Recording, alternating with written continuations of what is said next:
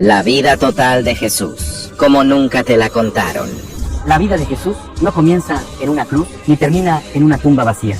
Es una historia que atraviesa el tiempo, que divide la historia humana en un antes y un después, y que aún hoy sigue incomodando, inspirando y transformando vidas. Cuando hablamos de la vida de Jesús, no hablamos solo de un personaje religioso, sino de una figura que cambió la manera en que el ser humano entiende a Dios, al prójimo y a sí mismo.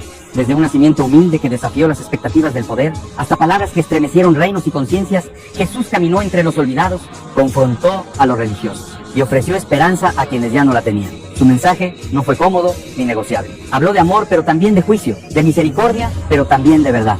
Y por eso fue seguido, y por eso fue rechazado. El Evangelio de Juan abre con una declaración poderosa. En el principio era el Verbo, y el Verbo era con Dios, y el Verbo era Dios. Para los primeros cristianos, Jesús no fue simplemente un hombre extraordinario que apareció en un momento de la historia, sino la manifestación visible de algo eterno. Su vida no empieza en un pesebre, sino en la eternidad misma, participando de la creación, existiendo antes del tiempo y entrando en él por decisión divina. Ese ingreso al mundo no ocurrió de manera gloriosa ni imponente. Jesús nació en un contexto de ocupación romana, pobreza y expectativa mesiánica frustrada. Israel esperaba a un libertador político, un rey que rompiera cadenas y derrotara enemigos visibles. En cambio, Dios eligió el silencio de una aldea insignificante. María, una joven sin poder ni prestigio, recibió el anuncio de que concebiría por obra del Espíritu Santo. José, enfrentado al escándalo social, decidió obedecer a Dios, aun cuando no comprendía completamente lo que ocurría. El nacimiento en Belén no fue casual. Los profetas habían anunciado que de allí saldría el gobernante de Israel. Sin embargo, no hubo tronos ni palacios. Hubo animales, pastores y un niño envuelto en pañales. Los primeros en recibir la noticia no fueron sacerdotes ni reyes, sino pastores, hombres considerados impuros y marginados. Desde el inicio, la vida de Jesús dejó claro que su reino no seguiría las reglas humanas. Poco después, unos sabios del Oriente llegaron guiados por una estrella. No eran judíos, no pertenecían al pueblo del pacto, pero reconocieron algo que muchos no vieron, que ese niño era un rey. Este detalle marca un punto clave en la vida de Jesús desde su nacimiento. Su mensaje no estaría limitado a una sola nación. Su historia sería universal. El temor de Herodes reveló otra verdad. El poder siempre se siente amenazado cuando aparece la verdad. La matanza de los niños de Belén obligó a José y María a huir a Egipto, convirtiendo a Jesús desde sus primeros años en un refugiado. Incluso en su infancia, su vida estuvo marcada por el rechazo, el peligro y la injusticia. Cuando finalmente regresaron y se establecieron en Nazaret, Jesús creció en el anonimato. No hay relatos de milagros infantiles ni discursos públicos. Hay silencio, décadas de vida común, trabajo, obediencia y espera. Ese silencio es clave para entender quién fue Jesús. No vino a imponer, sino a encarnarse plenamente en la experiencia humana. Su historia comienza en lo pequeño, lo oculto y lo frágil, preparando el terreno para un mensaje que con el tiempo sacudiría al mundo entero. Después del relato de su nacimiento y del peligro que rodeó sus primeros años, la vida de Jesús entra en una etapa que los evangelios narran con un silencio casi absoluto. Este silencio no es un vacío sin sentido, sino una pausa intencional que revela algo profundo. El Hijo de Dios aceptó vivir la mayor parte de su vida como cualquier otro ser humano, sin reconocimiento público, sin milagros visibles, sin seguidores. Jesús creció en Nazaret, una aldea pequeña y despreciada. Incluso más adelante, cuando comenzó su ministerio, la pregunta, ¿de Nazaret puede salir algo bueno?, reflejaba el bajo prestigio del lugar. Allí vivió junto a María y José, aprendiendo un oficio, compartiendo una vida sencilla, sometido a la autoridad de sus padres. Los evangelios afirman que crecía en sabiduría, en estatura y en gracia delante de Dios y de los hombres. No se presenta como alguien distante o ajeno a la vida común, sino como alguien profundamente inmerso en ella. El único episodio de su niñez que rompe ese silencio ocurre cuando Jesús tenía 12 años. Durante una peregrinación a Jerusalén, se quedó en el templo dialogando con los maestros de la ley. Su comprensión sorprendió a todos. Cuando María lo encontró, angustiada, Jesús respondió con palabras que revelan por primera vez su conciencia de misión. ¿No sabían que en los asuntos de mi Padre me es necesario estar? Sin embargo, después de ese momento, el texto aclara algo clave. Regresó a Nazaret y les estaba sujeto. Aún sabiendo quién era, eligió obedecer y esperar. Los llamados años ocultos de Jesús abarcan casi 3 décadas, 30 años sin sermones públicos, 30 años sin multitudes, 30 años sin milagros registrados. Este detalle desafía la idea de que el valor de una vida se mide solo por su visibilidad o impacto inmediato. En Jesús, el tiempo de preparación fue mucho mayor que el tiempo de exposición. Durante esos años, Jesús conoció el cansancio, el trabajo duro, la rutina y la espera. Probablemente experimentó pérdidas, frustraciones y preguntas humanas. Todo esto formó parte de su encarnación completa. Cuando más adelante hablara de dolor, pobreza, injusticia o fe, no lo haría desde la distancia, sino desde la experiencia vivida. Estos años invisibles prepararon el terreno para todo lo que vendría después. El mensaje que Jesús proclamaría no nacería de la improvisación, sino de una vida profundamente arraigada en la obediencia, el silencio y la comunión con Dios. Antes de hablar al mundo, Jesús aprendió a escuchar. Antes de guiar multitudes, vivió como uno más entre ellas. Y ese detalle cambia por completo la forma de entender su misión. Después de casi 30 años de silencio, la vida de Jesús entra en una etapa decisiva. Ya no está en Nazaret, ya no vive en el anonimato. A orillas del río Jordán aparece Juan el Bautista, una figura incómoda, austera, que llama al arrepentimiento y anuncia que el reino de Dios está cerca. Multitudes acuden a escucharlo y entre ellas, un día, aparece Jesús. El bautismo de Jesús marca un punto de quiebre, no porque necesitara arrepentirse, sino porque decidió identificarse plenamente con la humanidad. Al entrar en el agua, Jesús se coloca al nivel de aquellos a quienes vino a salvar. Y al salir, ocurre algo extraordinario. Los cielos se abren, el Espíritu desciende como paloma y una voz declara: este es mi Hijo amado, en quien tengo complacencia. Antes de predicar, antes de hacer milagros, Jesús recibe afirmación. Su identidad no nace del éxito, sino de la relación con el Padre. Inmediatamente después, el Espíritu lo conduce al desierto. No va allí a descansar, sino a enfrentar la prueba. 40 días de ayuno, soledad y debilidad física. Es en ese estado cuando aparece la tentación. Satanás no cuestiona primero la misión de Jesús, sino su identidad: si eres el Hijo de Dios. Cada tentación apunta a desviar el propósito, convertir piedras en pan para satisfacer lo inmediato, lanzarse desde el templo para obtener fama, adorar al poder para dominar el mundo sin pasar por el sacrificio. Jesús responde de una manera que define todo su ministerio. Con la palabra y con obediencia, rechaza el camino fácil, el atajo, la gloria sin cruz. Sale del desierto no debilitado sino afirmado. La tentación no fue una derrota, fue una confirmación. Desde ese momento, su mensaje es claro: el reino de Dios no se construye con poder humano, sino con fidelidad. Entonces comienza su predicación: el tiempo se ha cumplido, el reino de Dios se ha acercado, arrepiéntanse y crean en el Evangelio. Si hoy Jesús pasara frente a tu vida como lo hizo frente a aquellos pescadores, ¿qué estarías dispuesto a dejar para seguirlo? Porque desde el inicio, su llamado no fue solo a creer, sino a caminar detrás de él. Con este primer paso público, la vida de Jesús deja de ser silenciosa y comienza a incomodar, a atraer y dividir. El camino ya está trazado y nada volverá a ser igual. Con el inicio de su ministerio, Jesús no se limitó a realizar milagros ni a reunir seguidores. Su impacto más profundo vino a través de sus palabras, enseñanzas que no buscaban entretener ni confirmar lo que la gente ya creía, sino confrontar la raíz misma del corazón humano. Jesús no habló como los escribas citando autoridades pasadas. Hablaba con autoridad propia, como alguien que conocía la verdad desde dentro. Uno de los momentos más decisivos fue el Sermón del Monte. Allí Jesús redefinió completamente lo que significaba vivir para Dios. Bienaventuró a los pobres en espíritu, a los que lloran, a los mansos, a los perseguidos. En un mundo que valoraba el poder, el honor y la fuerza, Jesús declaró benditos a los quebrantados, no porque el dolor fuera bueno, sino porque en la dependencia total de Dios comenzaba el verdadero reino. El odio ya era una forma de asesinato. No bastaba con no cometer adulterio. El deseo desordenado ya había roto el corazón. Estas palabras incomodaron porque quitaban la falsa seguridad religiosa. Ya no se trataba de cumplir normas visibles, sino de una transformación interna profunda. Habló del amor al enemigo, algo casi inconcebible en su contexto. Amar al que hiere, orar por el que persigue, bendecir al que maldice. Con esto, Jesús rompió el ciclo eterno de violencia y venganza. No ofreció una ética fácil, ofreció una imposible parecida. Si se intenta vivir sin Dios, las parábolas fueron otra herramienta clave. Historias simples, tomadas de la vida cotidiana, pero cargadas de significado eterno. Un sembrador, una oveja perdida, un hijo pródigo. A través de ellas, Jesús reveló un Dios cercano, que busca, que espera, que se alegra por el regreso del perdido. Pero también escondía verdades a quienes solo escuchaban sin querer cambiar. Estas enseñanzas empezaron a generar división. Las multitudes se asombraban, pero los líderes religiosos comenzaron a inquietarse. Jesús no solo hablaba de Dios, hablaba como si lo conociera íntimamente. Cuestionaba tradiciones, denunciaba hipocresías y dejaba claro que el reino de Dios no pertenecía a una élite espiritual. Cada palabra pronunciada por Jesús obligaba a tomar una decisión. No había neutralidad. O se le veía como un maestro enviado por Dios, o como una amenaza al orden establecido. Y mientras sus palabras sanaban a unos y liberaban a otros, también encendían una hostilidad que crecería con el tiempo. Las enseñanzas de Jesús no fueron diseñadas para ser admiradas desde lejos, sino para ser vividas. Y ese fue quizás su mayor desafío para el mundo. No vino a cambiar leyes externas, vino a cambiar corazones. A medida que el ministerio de Jesús avanzaba, sus palabras comenzaron a ir acompañadas de acciones que nadie podía ignorar. Los milagros no fueron trucos ni demostraciones de poder vacío, fueron señales. Cada sanidad, cada liberación y cada acto sobrenatural apuntaban a una verdad más. El reino de Dios estaba irrumpiendo en un mundo quebrado.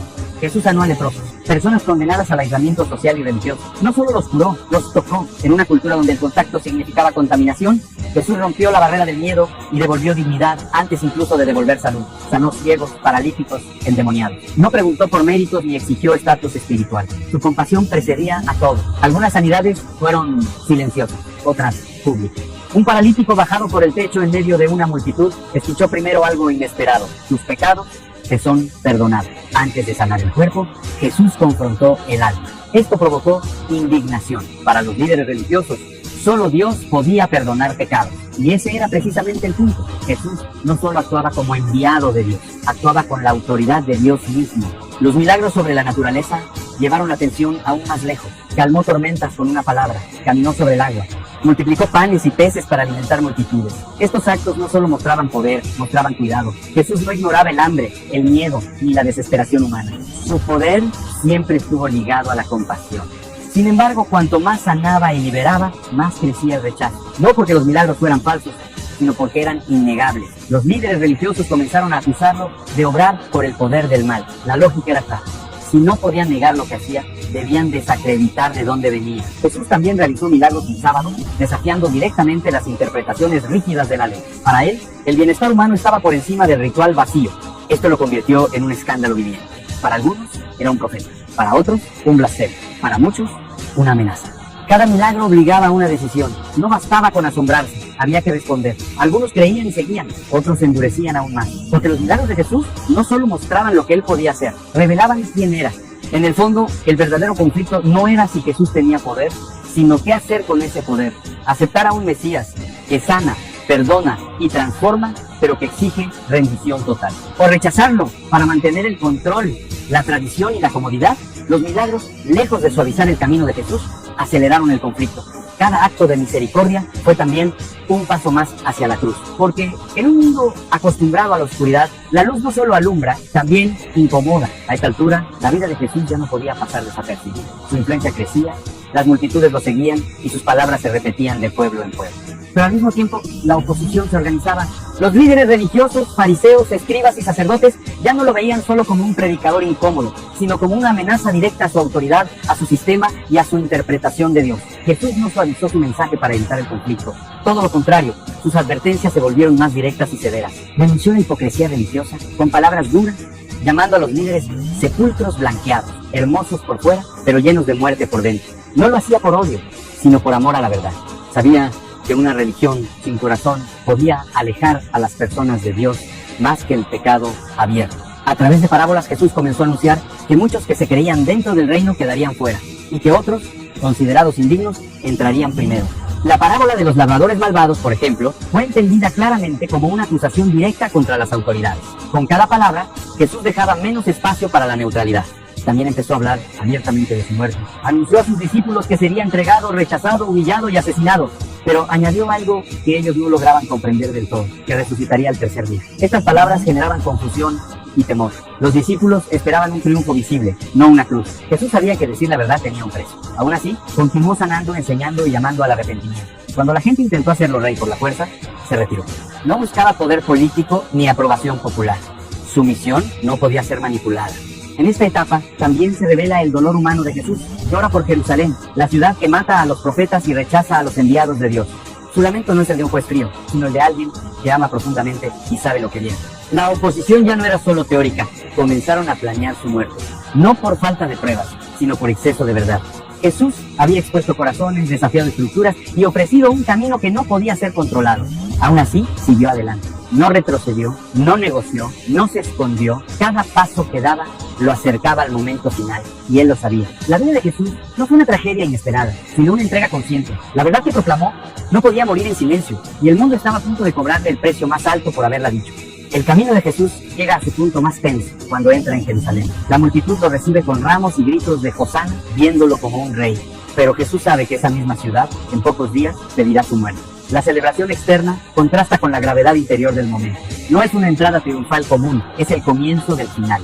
Durante la última cena con sus discípulos, Jesús revela el sentido profundo de todo lo que está a punto de ocurrir. Toma el pan y el vino y les da un significado nuevo, su cuerpo y su sangre entregados por muchos. No habla en símbolos vacíos, habla de una entrega real. Allí instituye una memoria viva de su sacrificio, sabiendo que uno de los que está sentado a la mesa lo traicionará. La traición de Judas no ocurre por accidente. Jesús la anuncia, la permite y la enfrenta sin violencia. Judas no era un enemigo externo, era parte del círculo íntimo. Esto revela una verdad dolorosa.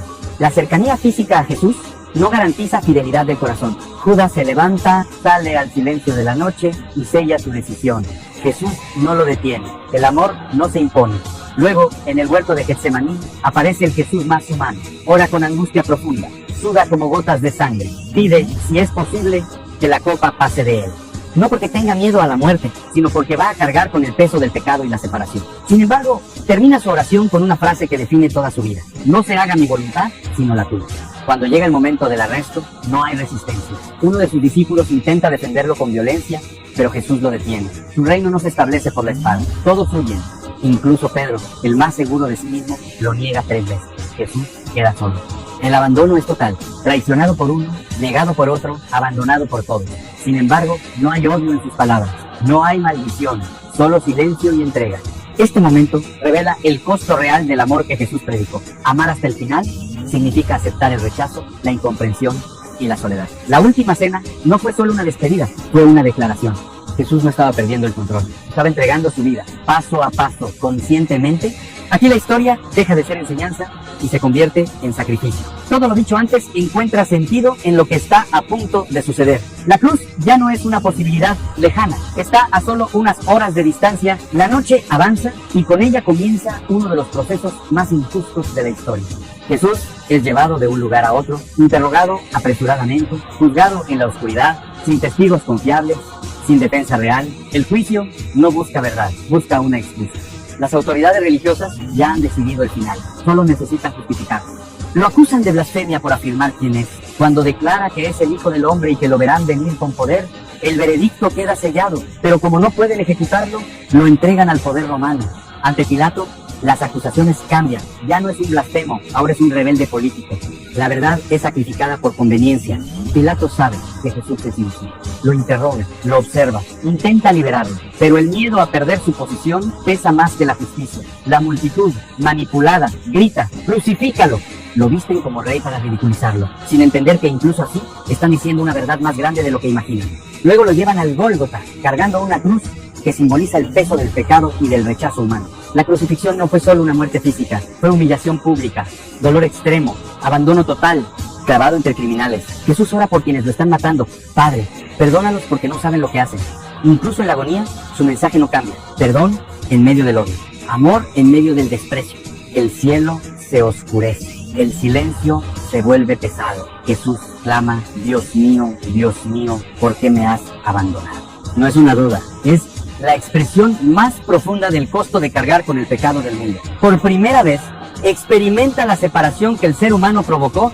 Ese momento marca el punto más oscuro de la historia y también el inicio de la esperanza. Finalmente Jesús declara, consumado es. No dice, he perdido, dice, está cumplido. Inclina la cabeza y muere. El velo del templo se rasga. La separación entre Dios y el hombre comienza a romperse. Un centurión romano, testigo de la escena, confiesa algo impensable. Verdaderamente, este era el Hijo de Dios. El cuerpo de Jesús es bajado de la cruz y colocado en una tumba prestada. Una piedra enorme la sella. Para muchos, todo termina ahí. El maestro murió, el movimiento acabó, la esperanza fue crucificada. Pero lo que nadie entiende aún es que el silencio del sepulcro no es derrota, es espera. La muerte cree haber ganado, pero solo ha firmado su propia sentencia. Porque la historia de Jesús no termina en una cruz y el tercer día se acerca. El amanecer del tercer día no llega con trompetas ni anuncios celestiales visibles. Llega en silencio, un silencio distinto al de la derrota. Es el silencio de algo que está a punto de cambiarlo todo. Algunas mujeres se dirigen al sepulcro con especias, no esperando un milagro, sino cumpliendo un deber final. Para ellas, Jesús estaba muerto. La cruz había sido definitiva, pero al llegar encuentran la piedra removida, la tumba abierta, el cuerpo ausente. La pregunta que escuchan no es una explicación, es una confrontación. ¿Por qué buscan entre los muertos al que vive? Jesús no está allí. ha resucitado, tal como lo había dicho. La muerte por primera vez no tiene la última palabra. La resurrección no es solo un evento sobrenatural, es el centro de todo el mensaje cristiano. Si Jesús no hubiera resucitado, sus enseñanzas serían solo palabras nobles y su muerte una tragedia más. Pero al vencer la muerte, todo lo anterior cobra sentido. La cruz deja de ser derrota y se convierte en victoria. Jesús comienza a aparecerse a sus discípulos, no como un espíritu, sino con un cuerpo real. Come con ellos, camina con ellos, muestra las heridas, no borra las marcas del dolor, las transforma en prueba de amor. Su resurrección no niega el sufrimiento, lo redime. Los discípulos pasan del miedo a la valentía. Aquellos que huyeron ahora anuncian sin temor que Jesús vive. La resurrección los transforma por completo. Ya no siguen una idea, siguen a alguien vivo. Incluso Tomás, el que duda, necesita tocar para creer. Jesús no lo rechaza, le ofrece evidencia y le deja una frase que atravesará generaciones. Bienaventurados los que no vieron y creyeron. Este acontecimiento rompe todas las categorías humanas. Ninguna tumba había quedado vacía de esta manera. Ningún líder religioso había regresado así. La resurrección declara que Jesús no fue solo un profeta ni solo un mártir. Declara que es Señor sobre la vida y la muerte. Además, la resurrección trae una promesa. Si la muerte fue vencida, entonces el pecado no es el final. La culpa no es eterna. La esperanza ya no es una ilusión. Jesús no resucita solo para sí mismo. Resucita como primicia de una nueva vida ofrecida a todos. El miedo comienza a perder poder. La muerte ya no es un muro infranqueable, sino una puerta. El mensaje ahora es claro. Todo lo que Jesús dijo es verdad. Y todo lo que prometió sigue en pie. La tumba vacía no es solo un símbolo religioso, es una declaración histórica que sigue resonando. Jesús vive y esa realidad exige una respuesta personal, porque si Él venció la muerte, entonces nada vuelve a ser igual. Después de la resurrección, Jesús no se va inmediatamente. Permanece con sus discípulos durante un tiempo, hablándoles del reino de Dios y preparándolos para lo que vendrá. Ya no los corrige con dureza, ni los llama por su falta de fe. Ahora los afirma, los restaura y los envía. La misión que comenzó con Él ahora debe continuar a través de ellos. Antes de partir, Jesús les da una comisión clara: ir por todo el mundo y anunciar lo que han visto y oído. No les promete una vida cómoda, les promete su presencia. Yo estaré con ustedes todos los días, hasta el fin del mundo. Con esas palabras deja claro que su ausencia física no es abandono, es una nueva forma de cercanía. La ascensión no es una despedida trágica, es una entronización. Jesús vuelve al Padre no como un espíritu, sino como el Hijo que venció la muerte. Su vida terrenal termina, pero su obra no. Desde ese momento, el mensaje de Jesús deja de depender de un solo lugar y comienza a extenderse a todo el mundo. El legado que deja no es un edificio, ni un imperio, ni un ejército. Deja personas transformadas, hombres y mujeres comunes, que habiendo visto al resucitado, ya no pueden callar. Ese mensaje atraviesa siglos, culturas y fronteras. No se sostiene por la fuerza, sino por convicción. La vida entera de Jesús nos deja frente a una verdad inevitable. No vino solo a enseñar cómo vivir, vino a redefinir qué es la vida. Nació humildemente, vivió con propósito, amó sin reservas, confrontó sin miedo, murió entregándose y venció la muerte. Nada en su historia es accidental. Y aquí está el punto final, el más incómodo y el más honesto. Jesús no pidió admiradores, pidió seguidores. Su vida no fue diseñada para ser observada desde lejos, sino para ser respondida. Ignorarlo también es una decisión, porque si Jesús realmente es quien dijo ser, entonces su vida exige algo de nosotros, exige una respuesta, un cambio, una postura. La cruz nos muestra cuánto valemos, la resurrección nos muestra cuánto podemos esperar. La historia no termina con Él ascendiendo al cielo, continúa cada vez que alguien decide creer, perdonar, amar y vivir de una manera distinta. La vida de Jesús no es solo un relato del pasado, es una invitación presente.